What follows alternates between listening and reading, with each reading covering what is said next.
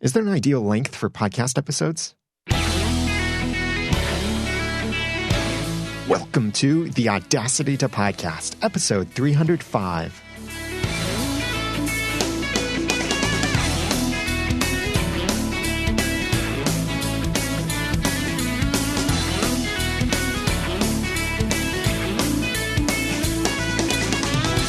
Thank you for joining me for the Audacity to Podcast. I'm Daniel J. Lewis, and this is the award-winning, in-depth podcast about podcasting. It's where I give you the guts and teach you the tools to launch or improve your own podcast for sharing your passions and finding success. Episode length is one of those things that sometimes ends up in some pretty heated discussion among podcasters. On one side and on the other side are people who come from some kind of broadcasting background. And this discussion has recently heated up again because of different data coming from some different places. And there is certainly helpful data from different sources.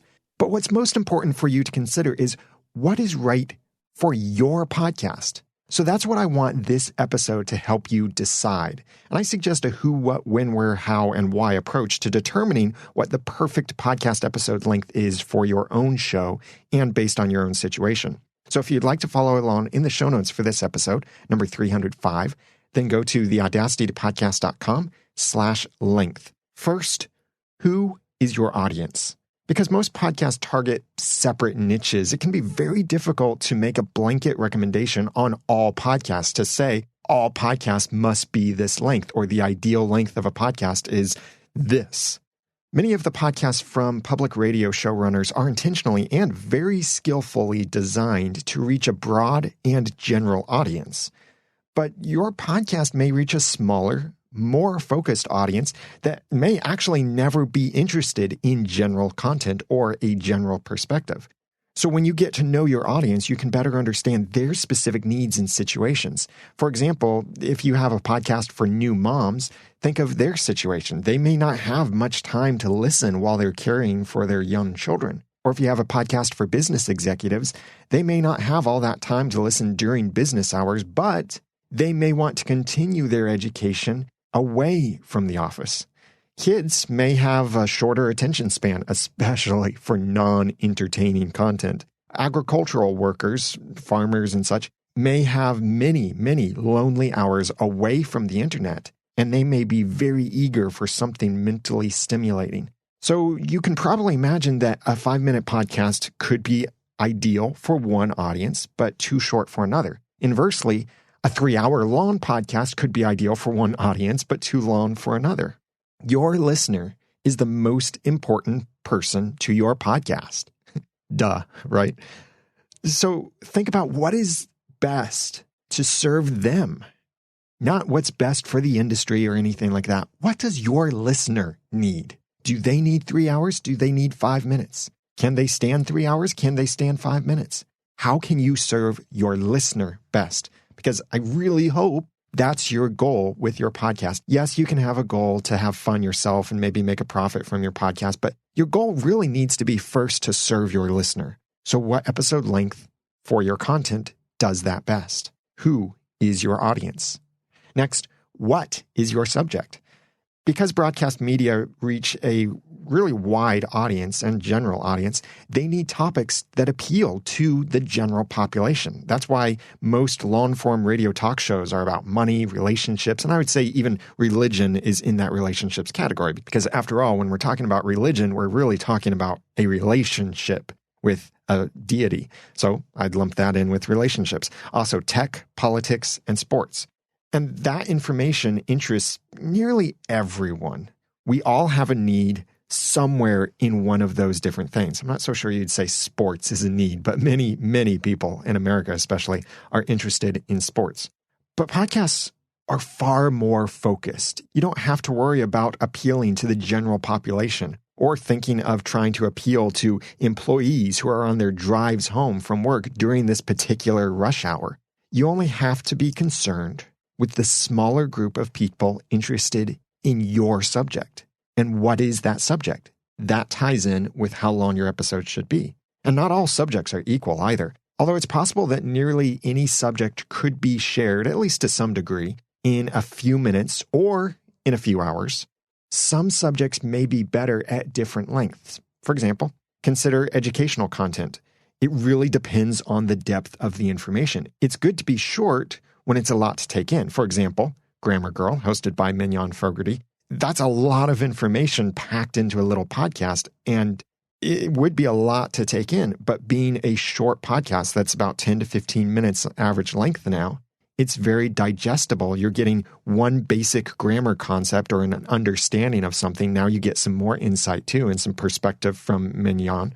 But some educational podcasts could also be good to be much longer when the concept needs more explanation to be understood. Like with the Audacity podcast. Could I teach you the same information in 5 minutes?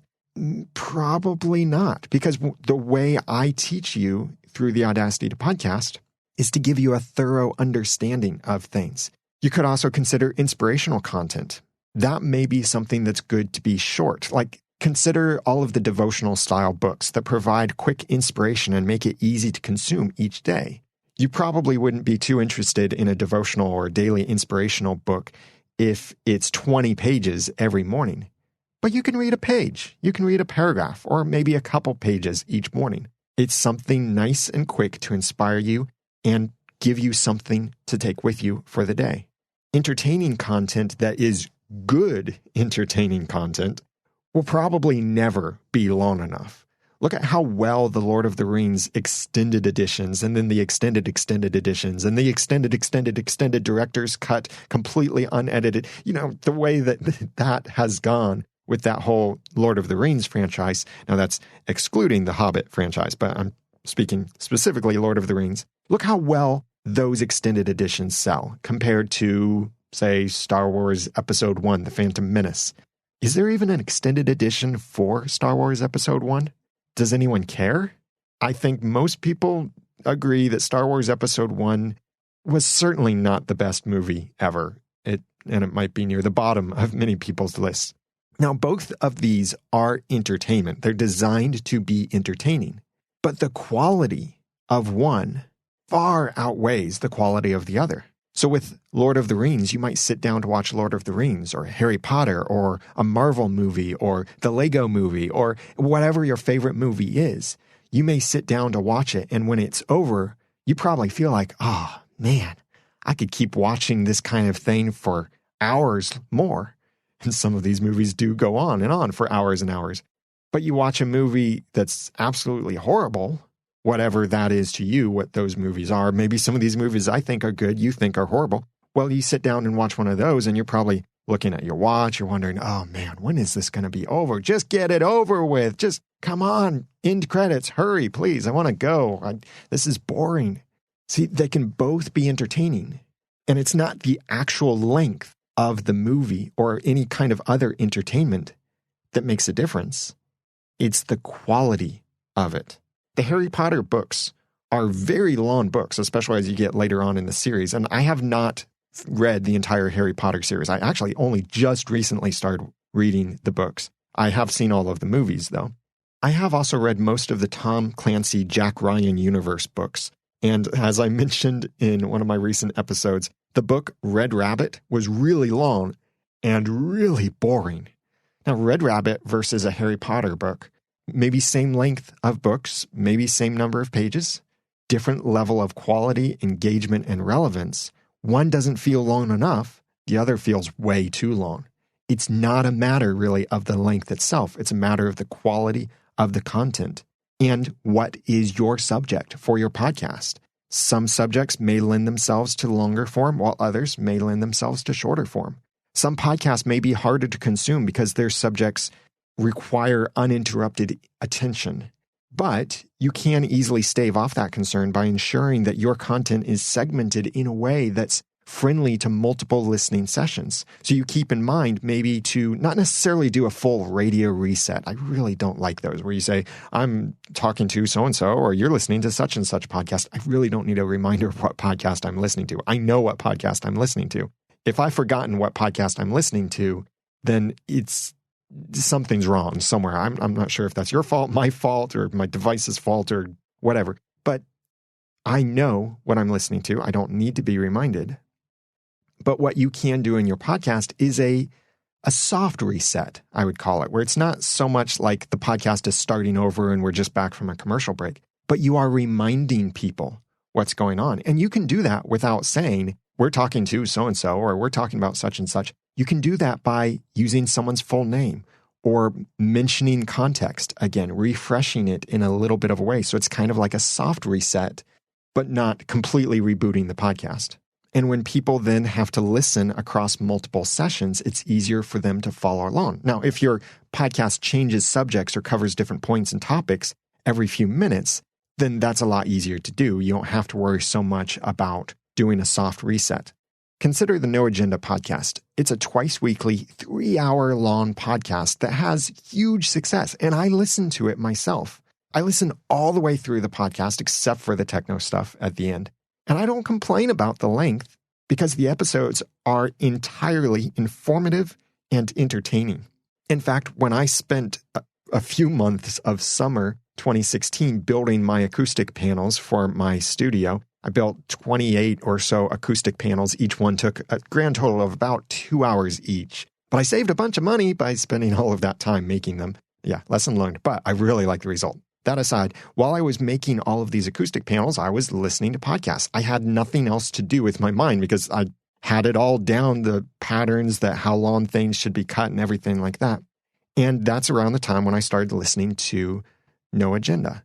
And the episodes being 3 hours long might intimidate some people. Well, I was running out of podcasts to listen to. So I wouldn't have minded if the episodes were even 4 hours long because it was entertaining content and informative. But then going back to Grammar Girl example, one of my favorite podcasts and one of the first podcasts I ever listened to, there's no way I could listen to a Grammar Girl podcast for 3 hours. And that's nothing against Mignon Fogarty or the content that she presents in her podcasts. I just can't handle that much grammar discussion for 3 hours. I would forget everything. See, with Grammar Girl, the subject is something that I want to take and apply and be able to remember. So if a single episode is about the difference between affect and effect, that's something I can remember from that single episode when there are 5 to 10 minutes about that one subject. But if Mignon were to try and cover 30 different subjects in a 3-hour-long Grammar Girl podcast, I probably wouldn't remember all of those grammar rules and ways that I'm saying things incorrectly. So what is appropriate for your subject? Do you need more time to explain something, or do you need only a few minutes? Do you have enough good content that will, I like this metaphor, that will rapture people from time, where they won't care what time it is. They won't care how long the episode is. They are captured. They're raptured into the story, into the content, and they lose track of time. What is your subject? That should influence how long your episodes are. Next, when do you publish? I've always considered frequency and length to be closely associated with each other. Daily shows may seem lucrative, but they are a lot of work. Plus, daily shows can be more difficult for listeners to stay current depending on their own schedules and the length of your episodes. Now, you see there the length of the episodes. If you publish an 8-hour podcast 7 days a week, it's going to be extremely difficult for anyone to stay current with that podcast. It's not saying it's impossible, and there might be a market for that somewhere, but it will be extremely difficult. Also extremely difficult for you to put out 8 hours of content every day of the week. Your publishing schedule needs to be a consideration with your episodes. In general, I recommend more frequent shows to be shorter and less frequent shows to be longer. That's not a rule. That's a recommendation. No Agenda publishes their podcast 2 times a week, and each episode is 3 hours long. That certainly breaks that guideline I just mentioned. Grammar Girl is once a week, and it's usually shorter than 15 minutes. That breaks that guideline that I mentioned. And I don't see many people, if any, complaining about the length or frequency of either podcast. In fact, I'm sure that if you were to ask their audiences would probably say, boy, I wish they released more content than this. And maybe they will someday. So while your audience will really care more about the value you provide than the length or even frequency of your episodes. Your personal schedule may be the bigger issue here. It's generally much easier to create short podcasts than long ones, so you may be able to give your best value only if you make shorter episodes when you publish more frequently. Or maybe you can give more value by publishing longer episodes less frequently. That's the way Dan Carlin does it with Hardcore History. And there are all points in between. It's all across the spectrum. People who are successful and aren't successful. And it seems to have almost no correlation to how long the episodes are. But frequency is something to keep in mind. So when do you publish? Next, where does your audience listen? According to the Infinite Dial study and the Podcast Consumer Report, which is a little smaller segment inside of the Infinite Dial, this is by Edison Research, they said that 51% of Americans cite their home as the top place they consume podcasts most. That's followed then by 22% in an automobile and 14% at work. But where they ever listen, and this is a multiple choice thing, so these numbers will total more than 100%. Where they ever listen to podcasts, 84% at home, 65% in an automobile, 42% walking around or on foot, 39% at work, 29% exercising or at the gym, and 29% on public transportation. If you want the link to see these slides and hear the results from the Infinite Dial and Podcast Consumer Reports, then check out the link that I have in the show notes at theaudacitytopodcast.com/length. Different locations do have different, we could call them mental freedoms and practical limitations. At home, for example, has the most mental freedoms and the least practical limitations. You can be doing all kinds of things, somewhat mindless things at home, and you have very little practical limitations. It's okay for you to wear headphones. Now, your home situation may be different. Maybe you have children at home and you can't wear headphones that block out sound. Maybe you can. I know your situation could be extremely different. And on the flip side of this, at an office job might be the place that has the least freedoms and the most practical limitations. Some offices won't even let you wear headphones. You might have to wear only one earbud. Maybe your internet access is limited. Maybe you're not allowed to take your mobile device to where you work. Maybe you can't download podcasts over the internet at the office because of firewalls and such. Now, driving and exercising probably have plenty of mental freedom, but also plenty of practical limitations. You're not supposed to be messing with a phone while you're driving. It's not really practical to be messing with a phone while you're exercising. You may not be able to carry all that much with you while you're exercising. So there are these different limitations, but your mind is free to consume, to learn, to be entertained. That's what I mean by mental freedom. And according to the U.S. Census Bureau, the average American commute is 25.4 minutes. And I have a link to that information in the show notes at theaudacitytopodcast.com/length.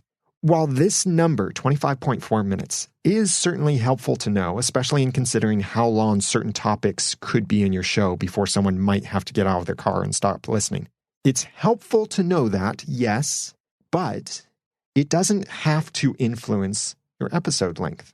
Even if someone listens at only normal speed, 1x, for only 25.4 minutes on their way to work, the podcast is still there for them when they get back in their automobile to go home.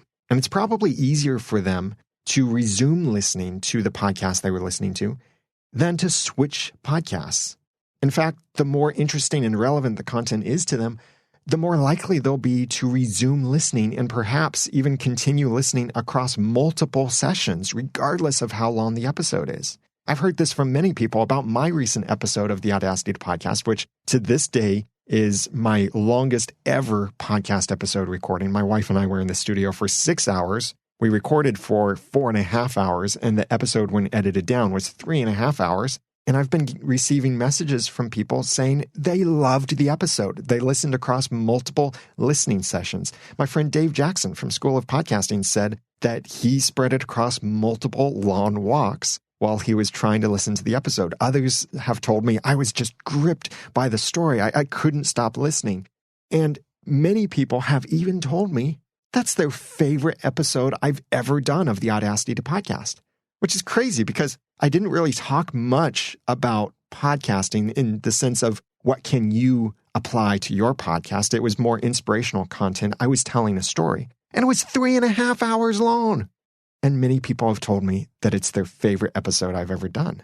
And that's not because of the length. It's because of the content. And they listened across different locations. Bringing this back to your podcast, consider, for example, if your podcast helps employees with daily inspiration or education, it then would make sense for that content to fit within their daily commute so they can consume it completely before their commute is over. They can press play on your podcast when they get in the car to go to work, and your podcast is finished before they arrive at the office. Now they've been inspired. They have a new idea for something to face their day, whatever. That's a situation where you might want to consider the average commute. But then again, average commute lengths could be completely irrelevant to your own show. It's really about where does your audience listen and your kind of content. Next, how do you present your message? Presentation is equally as important as content. You can have great content, but people won't benefit from it if it's presented horribly. And you can also have the presentation skills of the greatest public speakers, or to quote from 1 Corinthians 13, you can speak with the tongues of men and of angels, but bad content could leave people empty, despite your excellent presentation skills.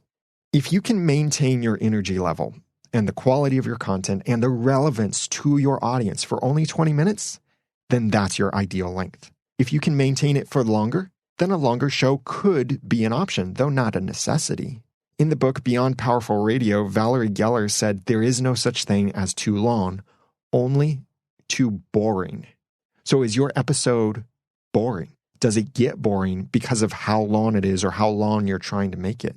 I host a fan podcast about the TV show Once Upon a Time, and because it's a broadcast show, it must fit a specific amount of time, about 43 minutes, when you factor in the commercials and such. Now, that's actually shorter in other countries, I just recently learned. In Australia, they have to cut it even shorter than that, so some things get cut more. And in our podcast about the TV show, there have been many times where we've called scenes or even complete episodes filler. While other times, it seemed like something was cut. And that's often the thing that I go to when I'm talking about how poorly something may have been communicated. I try to give them grace and say, well, maybe they had to edit it out for the sake of time. You know, it's on the cutting room floor. They just couldn't fit that into the episode. And that could be true in many, many cases.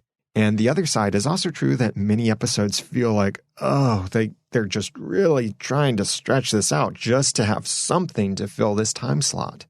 The hard clock they have to follow both forces them to make content and it limits them from telling the full story.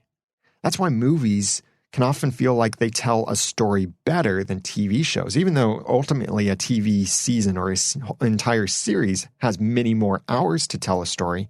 They have to fit each bit of the story into specifically timed sections. In movies, though, they don't necessarily have an imposed clock format they have to follow to say, okay, at 10 minutes, we have to cut to this. At 15 minutes, we have to cut to that. We have to make sure that the movie is absolutely no longer than this and no shorter than this, because anything different and there will be blank time on the screen. Movies don't have that.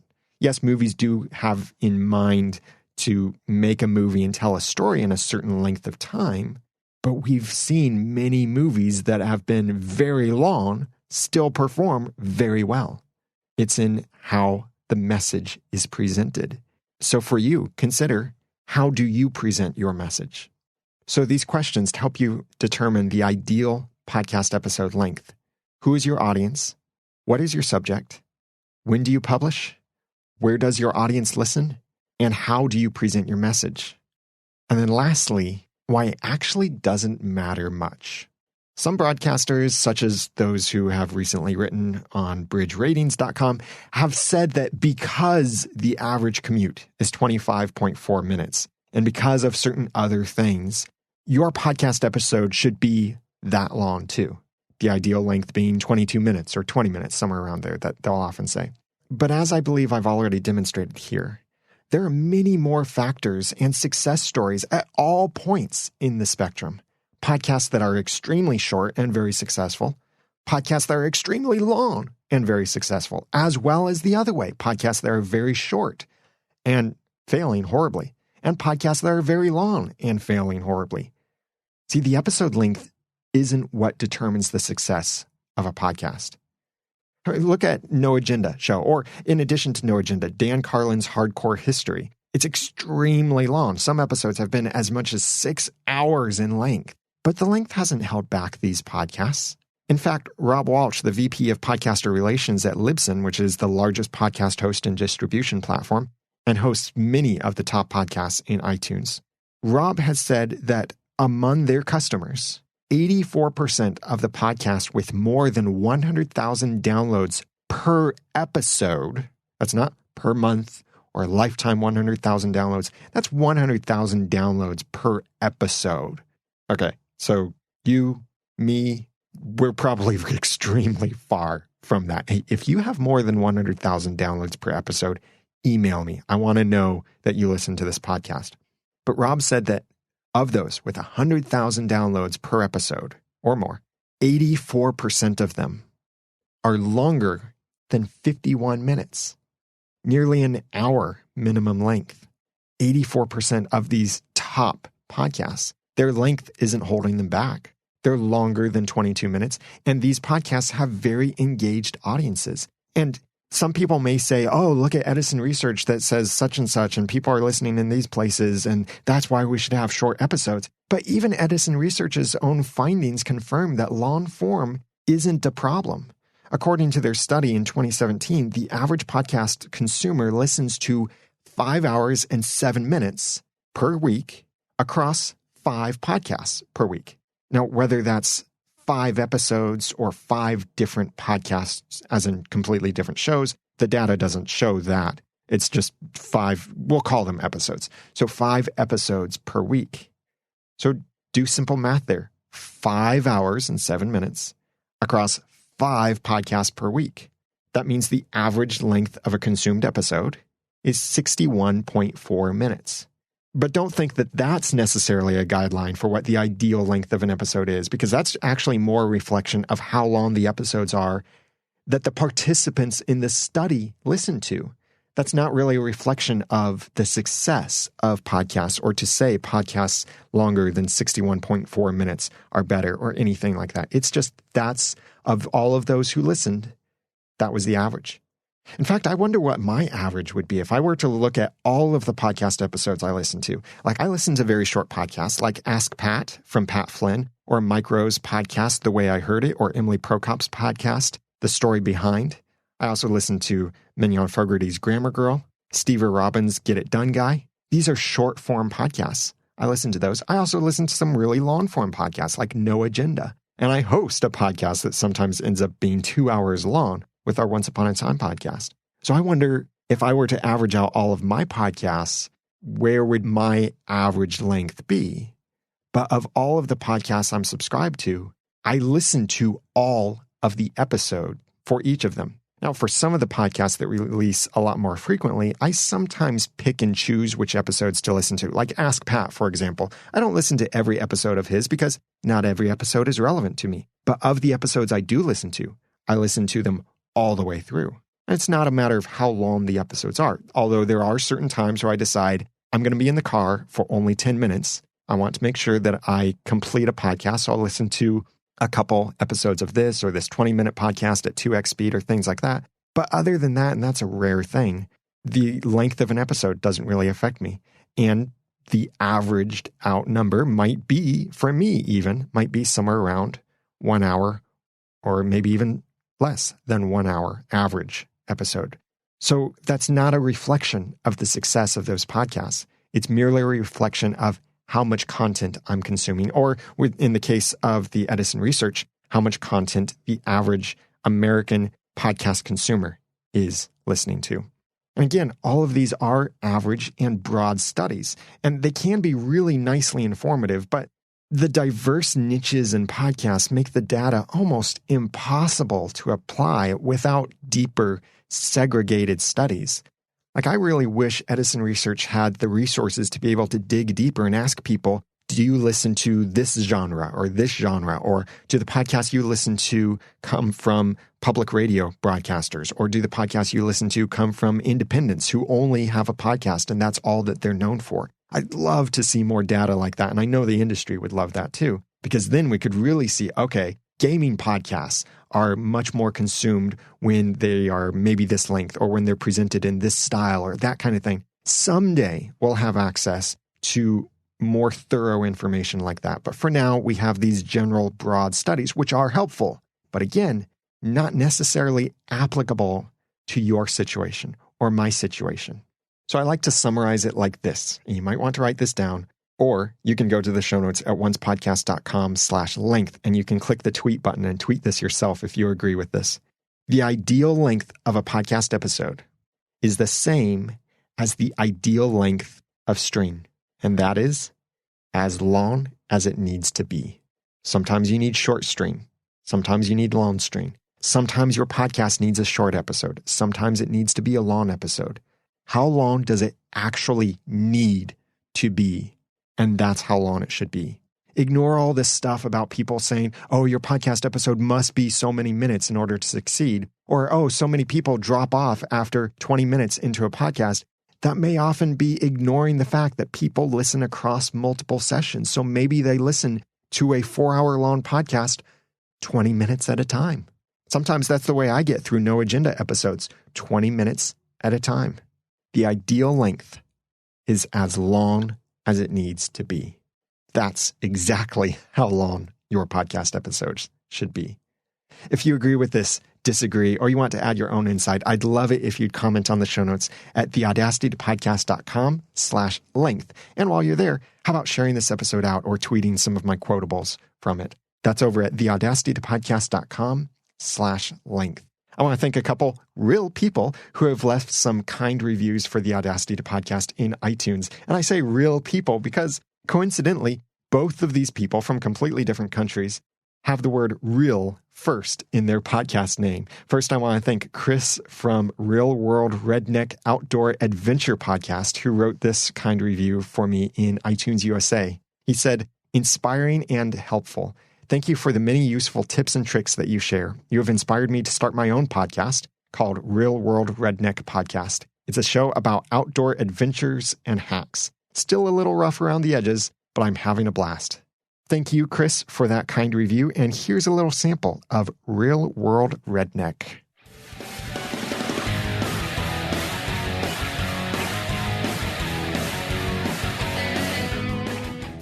Real World Redneck Podcast. Redneck hacks that'll make you laugh. Practical outdoor tips and stories to inform and entertain you. All right. Real World Redneck here. Episode 13. Today's episode is going to be about sauerkraut. Ooh, sauerkraut. So if that interests you, then go check out Real World Redneck Podcast over at realworldredneck.com. And I have the link to Chris's show in the show notes for this episode at theaudacitypodcast.com/length. Next, thanks to Nivek Thompson from Real Democracy Now!, who wrote in iTunes from Australia. I've listened to the Audacity to Podcast on and off since I started my podcast journey mid-2016. I recently came across the automation series, and it was just what I needed. Real Democracy Now!, a podcast, is a passion project for me, and I do everything with some graphic design help from my daughter. So it was wonderful to be talked through a range of automation tools that will help me reduce some of the workload of producing a weekly podcast. I really like the series approach as it makes it easy to listen and check the show notes without having to search a huge back catalog to find relevant material. If you're a podcaster, especially a newbie like me, this series will be invaluable. Thank you, Nivek, for that very kind review from Down Under. And here's a little sample of Nivek's podcast, Real Democracy Now! What do we want? Real democracy! When do we want it? Now! What do we want? Real democracy! When do we want it? Now! Welcome to Real Democracy Now! I'm Nivek Thompson, and Real Democracy Now! Is a podcast for people who think we can and should improve how democracy works. This podcast looks at democracy from different angles to help you think about how democracy might be improved. Thank you for that kind review in iTunes, Nivek. Check out her podcast over at realdemocracynow.com.au, and the link is in the show notes at theaudacitypodcast.com/length. I get my podcast reviews emailed to me automatically from where else? mypodcastreviews.com. So if you'd like your own podcast reviews sent to you automatically so you can have them ready for you when you record a podcast episode, so you can thank your audience, engage with your fans, and also demonstrate your authority and your influence, then go over to mypodcastreviews.com. If you want to see some live podcasting Q&A, then please join me on Mondays at 2 p.m. Eastern over at theaudacitytopodcast.com/live. Yes, that's when I used to record the Audacity to Podcast, but I've shifted my schedule around, and now I try to do something more engaging and interactive when I'm live streaming. So I answer your podcasting questions that have come in a little bit before I go live, as well as questions that come in while I'm live. It's a lot of fun. It's a lot of off-the-cuff kind of stuff, but it's engaging and helpful. And I also upload those videos afterward to YouTube, so you can subscribe there through the website as well. That's Mondays at 2 p.m. Eastern at theaudacitytopodcast.com/live. Now that I've given you some of the guts and taught you some of the tools, it's time for you to go launch or improve your own podcast for sharing your passions, finding success, and making it however long it needs to be. I'm Daniel J. Lewis from theaudacitytopodcast.com. Thanks for listening.